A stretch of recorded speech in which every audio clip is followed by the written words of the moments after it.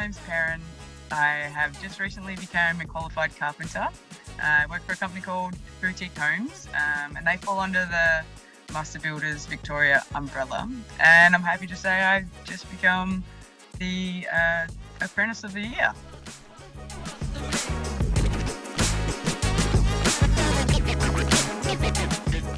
So how I began my journey, I guess, into becoming a qualified carpenter it was probably a passion I had from quite a young age when I was many years ago when I was in school. And I guess back then there wasn't really many opportunities for women or girls to be in the building industry then. So I kind of put that dream on a bit of a back burner. Still kind of had a passion to be in the building industry. So I went to TAFE to do my building construction and landed an office job, still in the building industry, but as a scheduler. And then fast forward many years and COVID hit, and I still kind of had this passion of wanting to be a carpenter, but kind of never really took the risk to do it. And all of a sudden I got a real push from my family and friends saying, why don't you do it? You're not really enjoying this office style role that you have. So then it became apparent that that's what I really should be doing and what I'm going to do. So I applied for heaps of jobs, so many jobs. And I was lucky enough to get a job with a framing crew. They worked down Frankston Way, and I was living at Burnley at the time. And it was a massive commute, but I just knew that, it was something I wanted to do. I just needed somebody to give me a shot. I did that for a year, and I really loved it, but still was chasing the bigger picture, the start to finish. I really wanted to sink my teeth into the carpentry world and do some really beautiful stuff.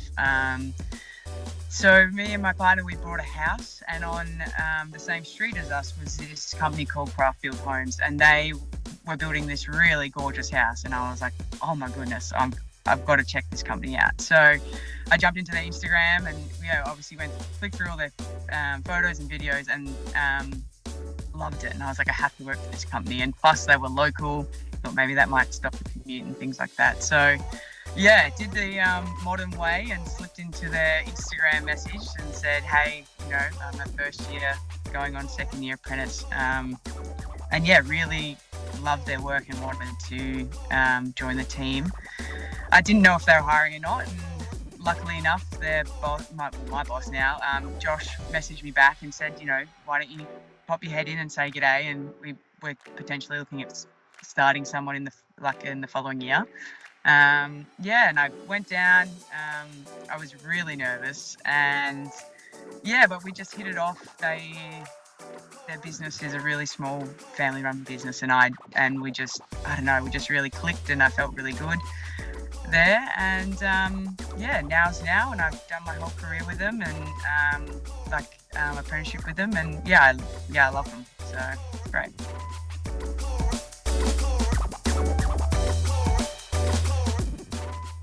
Some of my favourite aspects of being a carpenter is, for me, we work with a smaller company, so we're only a team of 10. So I get to work really closely with our site supervisors, our bosses. I get to know where our supplies all come from. I get to work with the clients and really,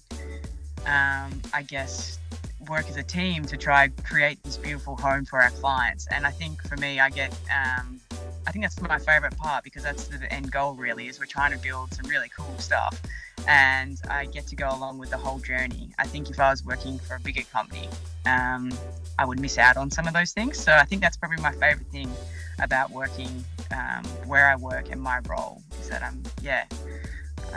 love it.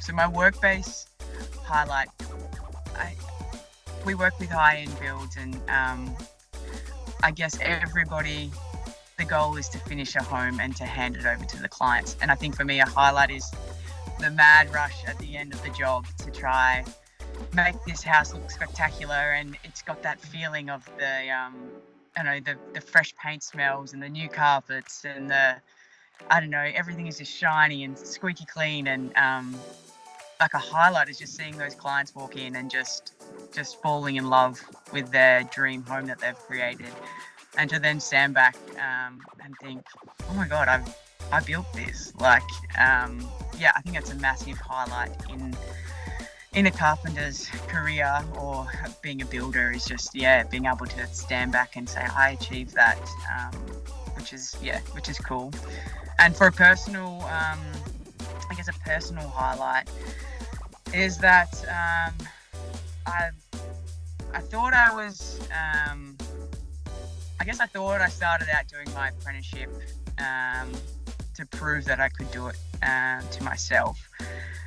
And I guess that somewhere along the line it kind of shifted, and it was more about showing young girls, older women, that you can actually go out there and have a go. I think the biggest part is that if you can see it, you can be it. And I realised halfway through is that I am now doing this, and others can learn or look up to me to be like, you know, if she can do it, then I can do it. And I think for me, that shift was a massive highlight for me, because I really, I strongly believe in, no matter your age or your gender, if you've got a dream, just go out there and have a go.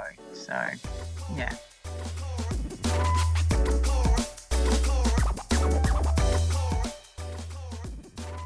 What I didn't know when I first started, I had this vision of when I was younger, and I guess even when I became older and wanted to still be a carpenter, I thought that I just worked with wood every day. I would just be cutting timber, nailing it, and just whacking it up. I thought I'd just be building these things every day with timber. Turns out that's not the case at all. I work for a builder, which they do obviously everything from start to finish. So I have learnt so much about all these other trades and dabbled in different bits and pieces of the whole build. So, you know, I never thought I'd be concreting or tiling or, I don't know, even right down to landscaping and plumbing, and just knowing so much about other trades and trying to think ahead to build something that complies with their regulations and our laws and all those sort of things. It's, I think that's probably the thing that surprised me the most, is that it's not just working with timber. It's and, you know, it's a bigger picture. It's amazing how much diversity is in carpentry. So yeah, I think that's the thing that I've learnt the most about carpentry.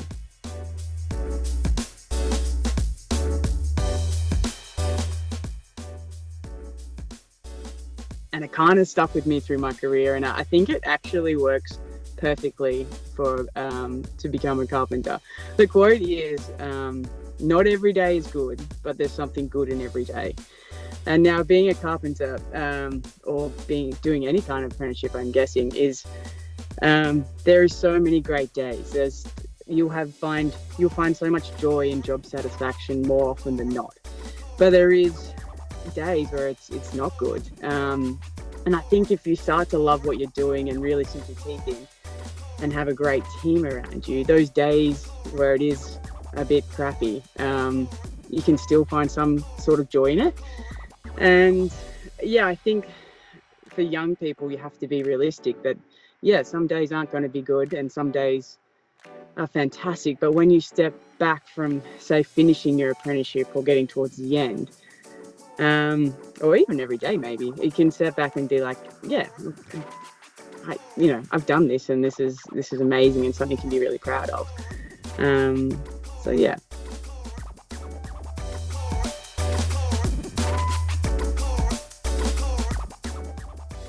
It probably wasn't until the day after the awards when I went to work or spoke with my friends and family and told them that I'd won it, and I still say, I can't believe I won that. And a lot of people say, I can. And I think that's the moment when I'm like really proud of what I've achieved. And I guess kind of what I set out to do was to be, I really wanted to be a good chippy, and I think it's not just being able to build something, it's about being able to work with a team and a bigger picture. And I feel really proud of what I've done. I think this award means more to me than I think most, because like I've said before, I started this journey out for me and wanted to prove to people that women can do it, and now it's kind of shifted a bit where I'm really proud to be showing people and showcasing the stuff that I can do to let them know that they can do it too.